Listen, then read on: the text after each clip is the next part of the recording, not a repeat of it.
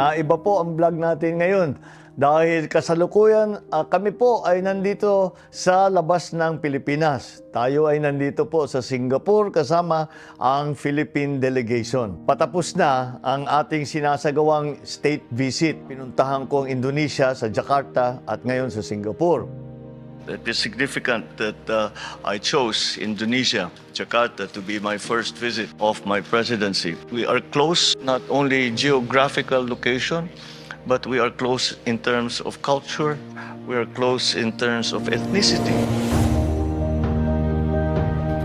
Bilang Pangulo, ito ang kauna-unahang pagbisita ko sa ating mga karatig bansa. Kaya't ako naman ay nagagalak na sabihin na ito ay naging matagumpay at naisulong natin ang ating mga pakay. Gagawin namin lahat ng inyong pamahalaan na itong mga sinimulaan dito sa una kong state visit ay maging makabuluhan at maitatapos natin hanggang maramdaman na ng pangkaraniwan na taong bayan ang investment na yan at mararamdaman kung gaano karami ang dinalang trabaho para sa ating mga kababayan. Unang-una sa lahat ng pagbiyahe ay pinuntahan natin ang ating mga kababayang Pilipino rito. At dahil hindi tayo nakapagkampanya sa labas ng bansa, bago nung halalan, sabik na sabik ang ating pagtatagpo at pagtitipon ng ating mga PhilCom event. Kung makita nyo po, hindi pangkaraniwan itong ating pagtitipon ngayong araw na ito, na matikman naman ninyo ano yung pakiramdam doon sa mga rally na ginawa namin nung nakaraang halalan. Basta kasama ang mga Pilipino, masaya talaga. No? Alam niyo naman, ang mga Pinoy, kapag magkikita-kita yan sa ibang bayan, parang piyesta talaga. Kahit hindi magkakilala, ang turing ay parang pamilya.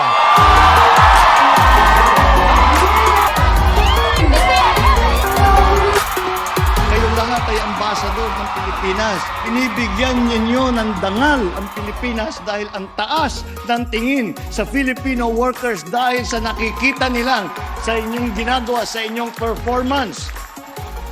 Mabuhay ang Pilipino! May nakilala po ako na Pilipinong taga Sumatra. Binalita nila sa akin, hindi raw sila nakapag-picture dahil siksikan. Kaya naman, pinaakyat ko sila doon sa taas, doon sa aming tinitirahan sa hotel. Sayang naman siguro yung biyahe nila, ang layo ng pinuntahan pa nila. Tinanong ko sa kanila tungkol sa vaccine rollout doon sa lugar nila. Tinanong ko rin kung kumusta naman yung trabaho nila, kung paano ang kalagayan nila. At maganda naman ang kanilang nasabi sa akin.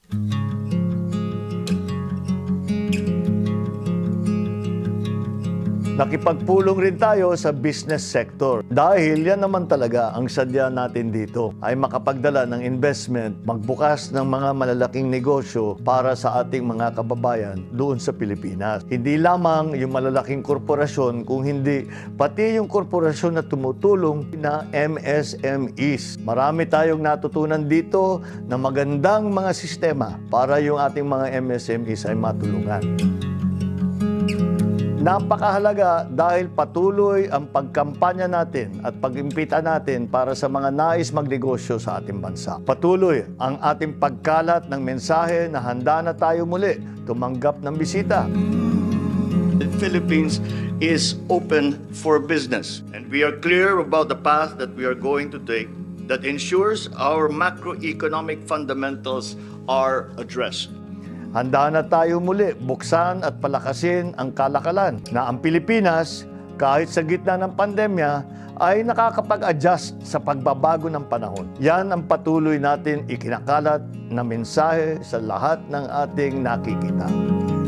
Philippine-Singapore relations, both bilaterally and within the ASEAN context, will continue to grow and become even stronger in the years ahead.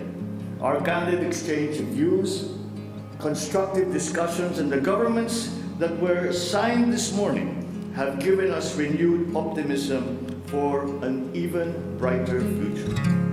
At siyempre, naging makabuluhan ang ating pakikipagkita sa mga pangulo ng bansang binisita natin.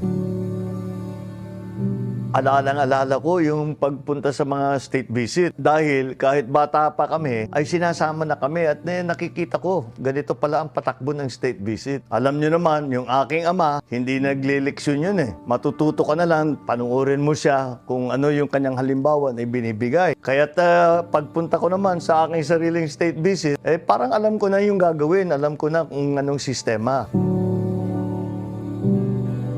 Sa palagay ko, si Sandro ngayon ay nanonood din. Malay natin, baka mag-state visit din siya, alam na niya yung gagawin niya.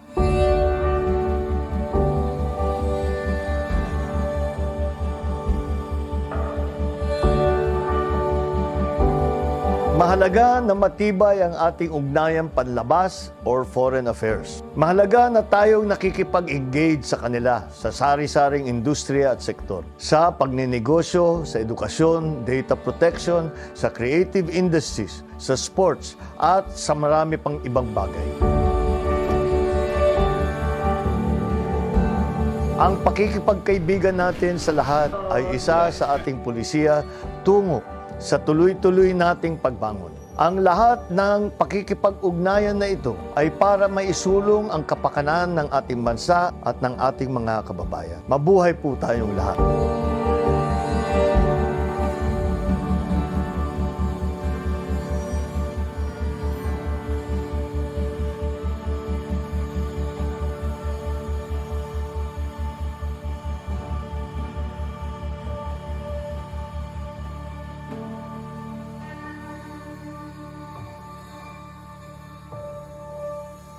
Hi guys, once again, thanks for watching our dad's vlogs If you want to see more, remember to share. Like, and subscribe.